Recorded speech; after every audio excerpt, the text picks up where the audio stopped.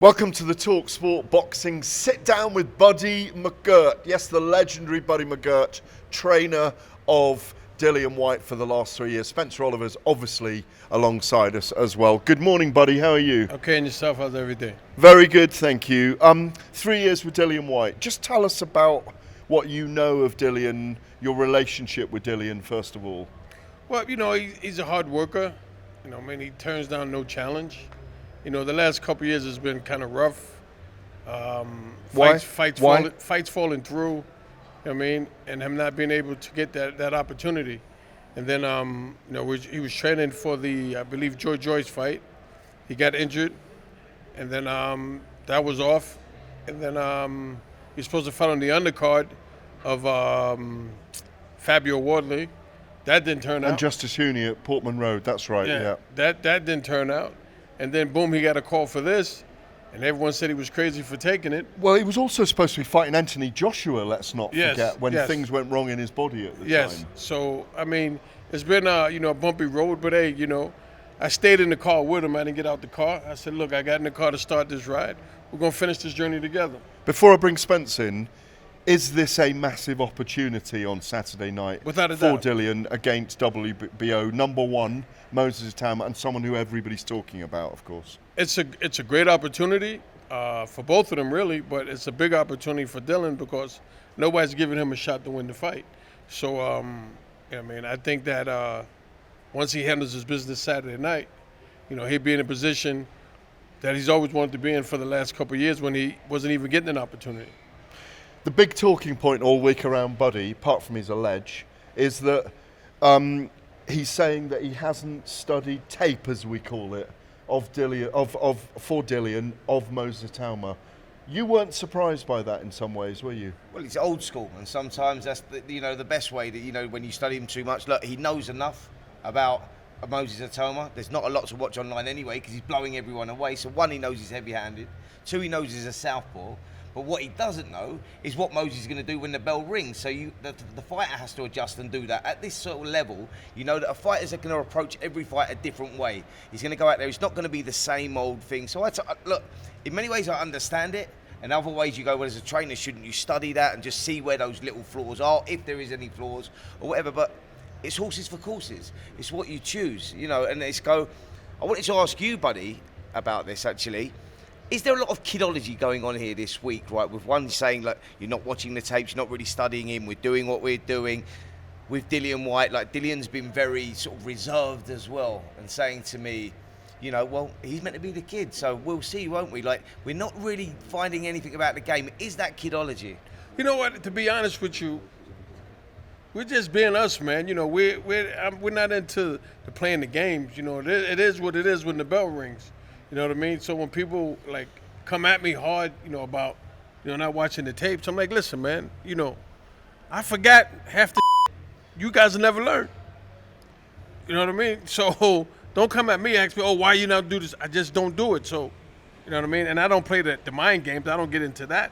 Like I said, I respect every fighter, and we did what we had to do to get ready for the fight. Now it's just up to Dill to go out and execute. Well, look, Simon Jordan had some views on the fight. Let's just take a little look at what he said about this contest back in the studio at talkSPORT. One of the things that you and I were trying to evaluate was the motivation for Dillian White to take this fight, because the conventional wisdom is that Itauma's on his way up. Nobody wants to be a punch bag for him, and Dillian White's been brought in as a resume builder.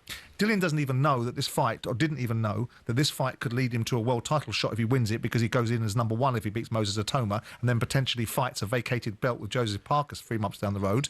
And also, you've got Buddy McGirt turning around and saying he doesn't watch the opposition. So both of those things have led us to a conclusion that what's the motivation here? What Dillian White are we going to get in this fight? You and I want to see Dillian White come out in the 4th round after taking a few whacks, looking across the ring at Moses Itauma saying, you're in a fight, son. So you've seen that, Buddy. Simon Jordan reacting, saying, you're not studying Moses Itauma. Dillian White didn't know that the WBO title could be up for grabs if he wins it. Surely you knew that. No, I didn't. Okay, so you're just taking it on face value as a fight, because if he beats Moses Itauma, there's either a rematch against Moses Itauma or potentially a fight with Joseph Parker for the WBO title. Fast tracking. But I have a question. How did this guy become #1? I don't know. That's down to the sanctioning body. Like, who has he fought to be number one? No one. Realistically. No one. You're right. Who has he fought to be number one? BoxRec ranks him 27 in the world right now, something like that. And the WBO got him as number one in the world. Yeah. Why? Sanctioning fees, because they know he's heading to the top. Game ain't the same.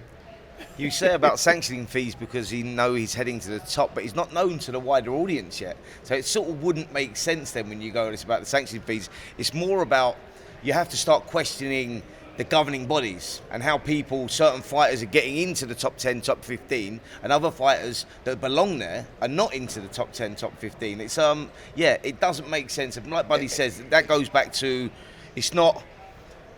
you're not getting there on merit. It's been like that since we've had 4 sanctioning bodies. Let's go back in time, because you two keep mentioning the old school a minute. You had 80 fights. You were world champion at 140 and 147 pounds. Quiz question here. Do you know, before I ask Spencer this, the name of the guy that Buddy won his first world title against? Who was it? Frankie Warren. Frankie Warren. Now there's a name. You remember that fight, winning your first world title? February 14th, 1988. Valentine's Day. Corpus Christi, Texas. Sunday afternoon. Marv Albert and Freddie Pacheco commentated the fight. They didn't give me a chance in hell. 2 huge names on your resume. You didn't win these fights. 3 fights you had with 2 with Pernell Whitaker, 1 with Meldrick Taylor. Pernell Whitaker is regarded as the greatest defensive boxer in that line leading to Floyd Mayweather. He's talked about in great terms. You've talked to me about those 2 fights before. Yeah. He was a difficult critter, wasn't he? Oh, man, he was, on top of being a natural athlete, he had one of the greatest trainers in boxing in his corner, Georgie Benton. Georgie was the master in defense. That was his thing. You can throw 20 punches at George, you miss 22. You know what I mean? That's just how slick he was. And Georgie had my number. I have my championship losses. 2 trainers in boxing had my number. Georgie Benton and Adrian Davies out of Washington, D.C. Those 2 trainers had guys that beat me. They had my number. You'll know this, Spence, but by 93, 94, you were the number 1 in your division in the world. You were considered the undisputed champion at the time. Is that correct? Just what I was considered. I was considered pound for pound the best fighter in the division. 47. At 147. Yeah. I was considered the pound for pound number 1 guy, and then me and Pernell fought in the Garden for that. That time as well was the time when Mike Tyson was on the rise. And to come back to Moses Itauma and Dillian Whyte, Mike Tyson was in his 28th fight, his 74th round by the time he stepped in with Trevor Berbick to win the world title. Moses Itauma, and I want your genuine opinion on this, he's had 12 fights. Obviously times are different. You both go back to the old school, as I do as well. He's only had 25 rounds, 12 fights. Could he really be a world champion just under the age of Mike Tyson in 15, 16 months' time, in your view? Yeah, he could be a world champion. I think he can. All the hype around him, and from the clips I saw, he could be a world champion without a doubt. Are those the clips you've seen since we all gave you a hard time for not No. watching clips? You know what it is? You go on Instagram and you see it on Instagram. He's everywhere. Yeah, right. Yeah. You know what I mean? Buddy, I wanted to ask you a question about Dillian's approach to this fight, the preparation for this fight. Now, he's slimmed down a lot. That's been one of the big talking points. I've known Dillian since he boxed Anthony Joshua back in the amateurs. So I've known him a long, long time. And it's the slimmest I've seen him. Right. He obviously recognises that where Moses is miles in front is with speed, movement, youth, all of that sort of stuff. So losing the weight, when a fighter comes down in weight, he's obviously trying to close that gap, bridge that gap a little bit in that department. Where Dillian White is very successful in his fights is with that left hook, sitting in the pocket, letting those big shots go. But he's going to have to get his guy to do that. But is losing that weight part of the game plan to try and match him with a little bit of speed? When I first started training Dill, a couple of the members in his camp, his management team, says, Dill is at his best when he's at this weight. This is when he's at his best. Not saying he can't be good at a heavier weight. They said, but the lighter he is, the better he is. But when I came to camp, I didn't have to say anything about his weight. Nobody did. He did this on his own. He washed himself. He really busted his ass. Can I Before I ask you more about Dillian and what happens in this fight, can we just watch this clip? Ben Davison talking about he doesn't believe anyone in the top 20 in the world could go 12 rounds of Moses Itauma, even now. Let's have a little look at this. No, I think it's very hard for any heavyweight to get to 12 rounds with him, if I'm honest. Big words from Ben Davison there that no one could live with Moses for 12 rounds in the current heavyweight division. Isn't that a big statement to make for a guy who's had only 12 fights? No, it's not, because look at the heavyweight division. You know what I mean? But again, anything can happen on any given day. You know what I mean? Especially when you got heavyweights in there. All it takes is one punch. What's Dillian got to do on Saturday night against Moses then, in your view? We got to mug him. You know, we got to make it an ugly, dirty fight. We can't stay outside and try to counterpunch and outspeed him. You know what I mean? That's not going to work. So we got to make it an ugly fight. But we got to do it a smart way, not foolish. Do you agree with that? Yeah, absolutely. He's got to make it a dogfight, and that's because that's where Dillian's at his most, effective. And Yes. I think with Moses is great at setting the traps, setting up and using youth, speed, and power and precision. But with Dillian, he likes the guy to sit in the pocket. So I was going to ask you this. So Moses Itauma has said this week himself, we've got to stick to the game plan. And if we get drawn into a dogfight, he recognises that. He said, I lose the fight. So with Dillian coming down in that way, is the game plan here to go in there from the off and sort of roll the dice, if you like, but like you say, educated in doing that? You got to do it educated. You can't be stupid. You can't be wild, because the kid's fast. He's a good counter puncher, and he can punch. So you got to do it in a smart, effective way, and you got to maintain it. Like, you can't go out and just rush it. You got to rush it, but not rush it, if that makes sense. Mm-hmm. You know what I Gotta mean? rush him, but not rush Right. it. And Dillian obviously recognises that this is last chance saloon, because he's put everything Or is into it? this camp. No, but I'm asking Buddy. Yes. Is that the way that he feels, that That's he where has he to get it right this time? That's what he feels. And he says, look, man, and I got to be like, yo, why don't you take tomorrow off? Because I can. I said, why not? He said, this is it. I'm like, but the rest will do you good. On that note, Dillian's demeanour this week, his comportment, the way he's carried himself has been interesting. Let's take a little clip. A look at this clip of Spencer Oliver interviewing Dillian earlier on in the week, and the, let's say, tension between the two men. You guys are the expert. You guys say how good he is, and you guys are the expert. I leave that up to you guys, Like, this is a huge step up for him. Like, where Really? like, it's a what for absolutely for Moses Itauma, this is a huge step up. I don't think so. Everyone's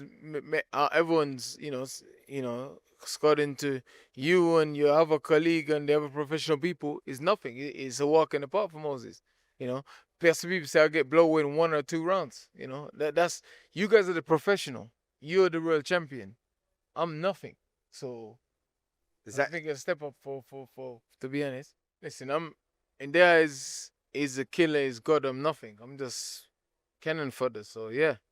So Dillian's taking this stance. Maybe his back's against the wall. He's cannon fodder. You're all the experts. Is he using that as ammunition for himself to prove everybody wrong? Because he has proved people wrong a lot in his entire life. I just think that when you're a veteran like he is, and you find an up-and-coming guy from the UK, and everybody is going against you, you know what I mean? And everywhere you turn, someone's saying something negative. Sometimes it gets under your skin, and then fight week, sometimes the reporters like yourself, you guys got to feel the abuse. You see, me as a trainer, like when I see he's in that mood, I just leave him the alone. You know what I mean? You know what I mean? That's very sensible. You know what I mean? I leave him. I watch him and I see what kind of mood he's in, and I leave him alone. If he's in a good mood, I stick around and I let him start the conversation, and then I just take the lead. You know what I mean? You say about being a veteran there, and I think, knowing Dillian as long as I've known him, I think that's a very good way of managing the pressure of this. And the pressure for Dillian, people say, well, what pressure's he got? Because he's the underdog. The pressure is keeping his career alive, because it's a must-win fight to keep his career alive. That's the way he manages it. Now, on the flip side, I've seen the same with Moses, but by Moses saying, no, I let everybody else do all the talking. I don't really want to talk about too much about where I'm going, how good I'm. So both guys are managing the pressure in a Moses totally is different talking way. more this week than he's ever spoken before as well, which is quite interesting. Right. So, so I mean, listen, being with your back against the wall with Dillian's at, and then you got a young kid that says, damn, I got to prove everybody right. That's a lot of added pressure. You know what I mean? So that's what I think is just going to make it a much better fight. Here's the other thing. Dillian wins this. In my view, he'll get the 50th fight with Derek Chisora, and he'll also get the rematch with Moses Itauma after that, in my view. And so it's a massive fight for him. It's a money spinner for him. Reportedly, he's getting $2 million for this fight. He's going to earn $4 million for the rematch if he wins. He's going to earn really big for Chisora, because Chisora and White is a brilliant 50th fight if he's beaten Moses, isn't it? Listen, this is one of those rare occasions where it's a massive fight for both guys. Because one's it's a coming of age fight, and a guy to catapult him into that world level. The answer all the answers that we don't know about Moses Itauma. But on the flip side, with Dillian White, it is make or break, or bust. He needs to win. That's it. You're 100%. You hit the nail right on the head. I couldn't have said it better myself. And I think Dillian understands that, and he's ready for that. He's prepared himself for that. Let me ask, but I know obviously catastrophic things happened to you at the end of your career, so you were still a very, very young man. When you got towards your 80th fight, and people were saying he's getting too old, it's 97 by then, isn't it? 97, 96, Yeah. 97. Can you remember that feeling when people were starting to write you off at the end? Without a doubt. But here's the crazy part is that as the fighter, you're the first one to know, but the last one to admit it. Great saying. Great saying. That's a great saying. Right? And I was that fighter. I knew it, but I wouldn't admit it to myself. And then one day I was out running, preparing for a fight, and I said to myself, "What you doing, man? Game is over." But when you first recognise that game is over, it's more about challenging yourself, trying to pull yourself out. Not believing it. It's denial, isn't it? Yes, Denial. you have a good day in the gym, and you're like, these people don't know what the hell they're talking about. What? That was it. Well, here's a question for you then. Dillian, at this ripe old age, and he is like in that veteran stage, twilight of his career, have you seen anything to suggest that maybe he's near the end? If I did, we wouldn't be here right now. Great answer. Well, I love that. That's what I looked for Great in the answer. gym every day when he sparred. Yeah. That's what I look for. Yeah. You know what I mean? Okay, you're gonna, no matter how good you are, how young you are, you're gonna have bad days. I said to myself, if he has 2 or 3 bad days in a row, I'm gonna sit him down and have a talk with him and say, listen, is this what you really want? Do you need this? You know what I mean? But it didn't happen. You know what I mean? So thank God it didn't happen. I was every day when it came time to spar, I was watching him. I'm tell you a short, funny story. I'm in a bar in Portugal watching the fight with Usyk and Dubois. And there was an old man sitting in front of me, and big guy, and he goes, what do you know about boxing? I said, I know a little bit, I know a little bit about boxing. And he goes, I used to box. So I'm like, yeah, okay. He goes, I used to spar Muhammad Ali, George Cavallo. Wow.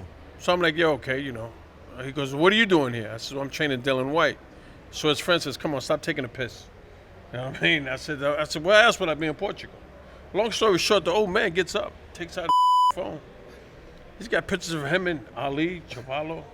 The old man used to be a fighter. He wasn't to me. And then he started talking about old trainers from New York, the gyms in New York from the 60s and 70s. Like the old man really knew. So I said to him, why don't you come to the gym, watch the training? He goes, are you serious? The bartender said, you just made this man's day. Because he has nothing else. He has no family. He does nothing. Wow. So he comes in the gym and he's watching Dillian.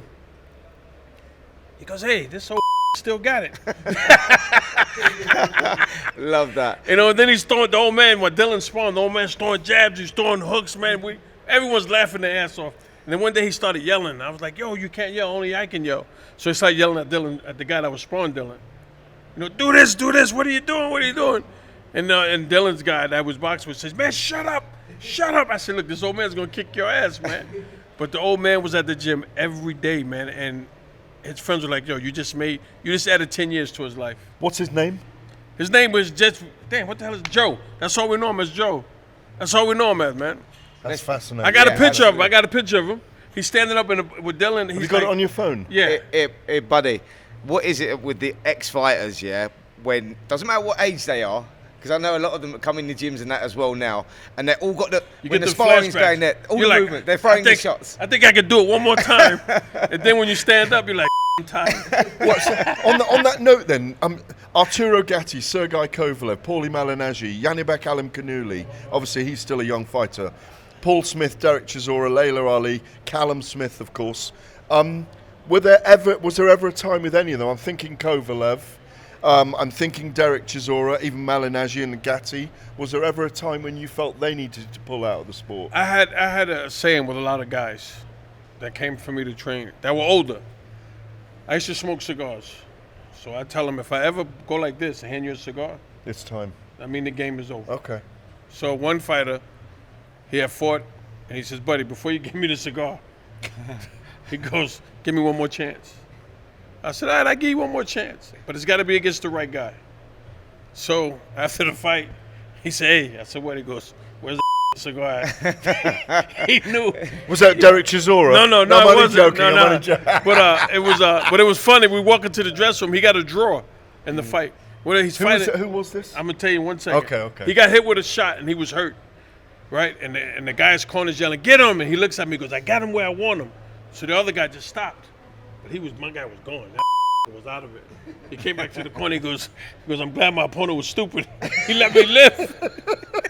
Come on, who was it? His name was William Guthrie. William Guthrie, yeah. He was light heavyweight champion. Yeah. Yeah. But he had made a comeback at cruiserweight, and then the next day we got back to Florida. He said, "Hey, give it to me. Give me the cigar. Give it to me." So but I've never, You asked me, yeah. because a lot of fighters that I've had before it came to that, we parted ways. You know what I mean? Because sometimes I would look at, I would call their managers and say, look, I think you need to talk with the guy. What do you mean, buddy? I'm like, fight's not there. You know, a great saying in boxing is health over wealth, and a lot of people don't use that, because they take the wealth over the health of some fighters. Paul Smith, a good friend of ours, and I know he's a good friend of yours. You trained Paul as well, going back.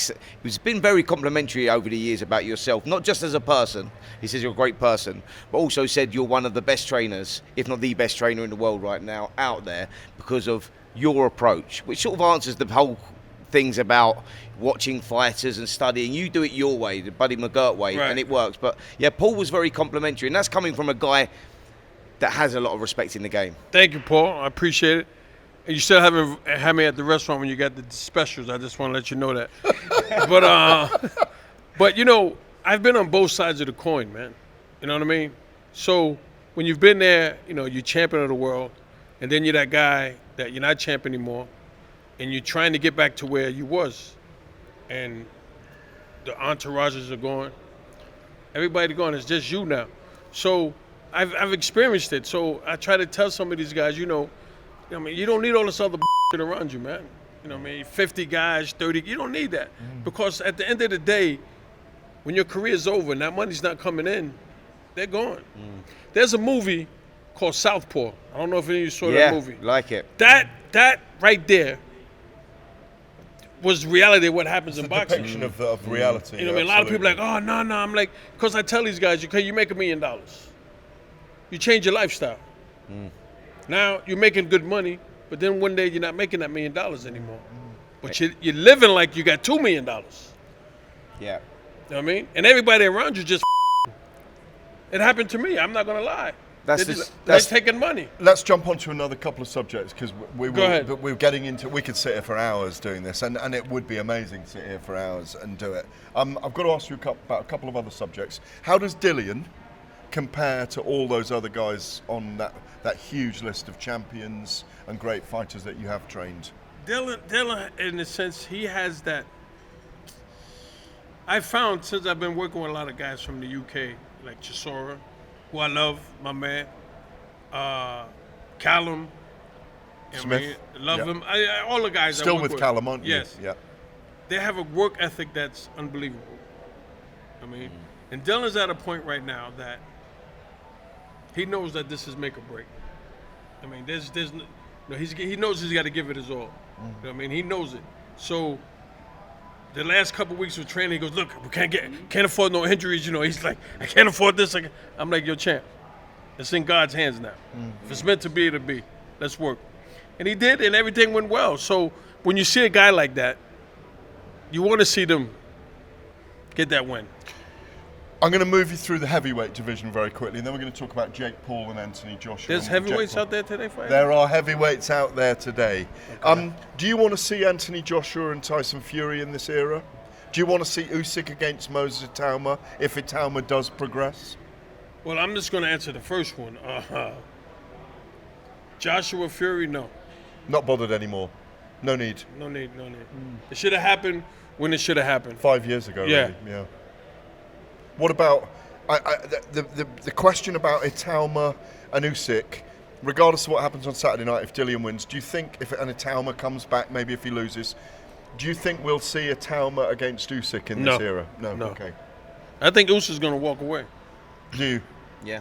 I think he's going to walk away. Well, I said there's a great chance. I think if we see Usyk in any sort of combat sport again, it would probably be against someone like Jake Paul in the MMA, which they've been talking about as well. They've been talking about that. I think that's where. What more the can he do?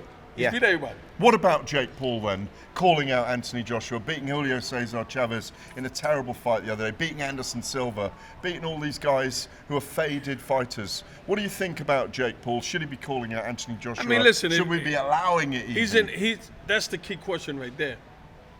Should it be allowed? Should he call him out? Yeah, he knows it's a big money maker. You know, and Jake has done a lot for boxing and women boxing. You know, I credit him for that.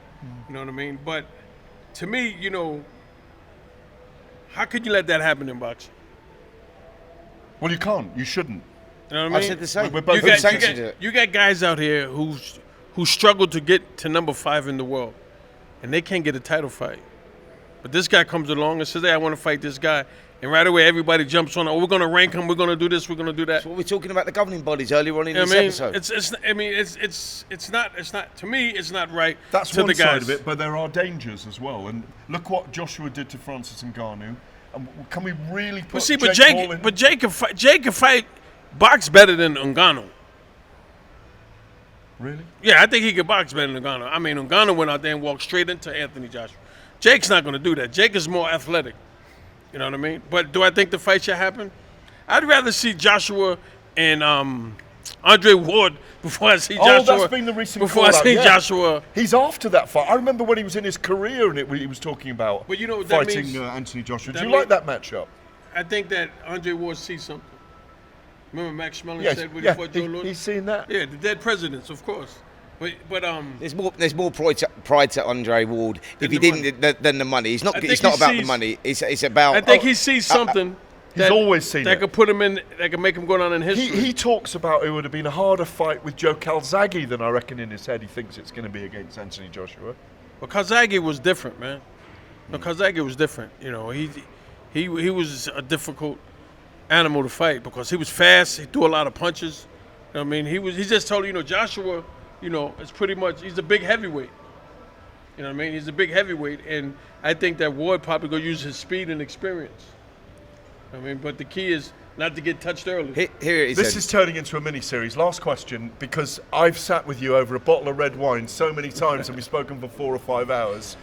You're not doing that out here, mate, that's for sure. Exactly. But here we go, last question for you. Do you think Andre Ward could beat Anthony Joshua? Ward hasn't fought in a... You know what? I can't say he hasn't fought in a long time because I know if he's calling him out, he's been doing something undercover. You know what I mean? But the key is, what weight will Ward come in at?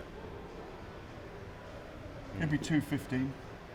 Bigger's not always better. 210. Bigger's not always better. You can come to a certain area. You know, just say he comes in 215 at the weigh-in. So by fight time he's 225. Can he carry 225 for 12 rounds against a big guy like that? Got to come in a weight that makes sense. Answers the questions about Dillian White coming in light for this fight against Moses Itauma. It really does to bring the round. Gentlemen, I hope that fight does happen, Andre Ward and Anthony Joshua, by the way. I think it's a timely call-out. It's been an absolute pleasure. It's always an absolute pleasure with you legend, sir. Thank you. Appreciate it. Sitting with you. Spencer, brilliant stuff as always. You've been watching the Sit-Down with the legendary... Me and Spencer fight the exhibition on the Jake Paul, Anthony Joshua undercard. You weren't meant to break that news just yet. And I'll referee it. Buddy McGirt, legend. Spencer Oliver, legend. Thank you for watching our Sit-Down with Buddy McGirt.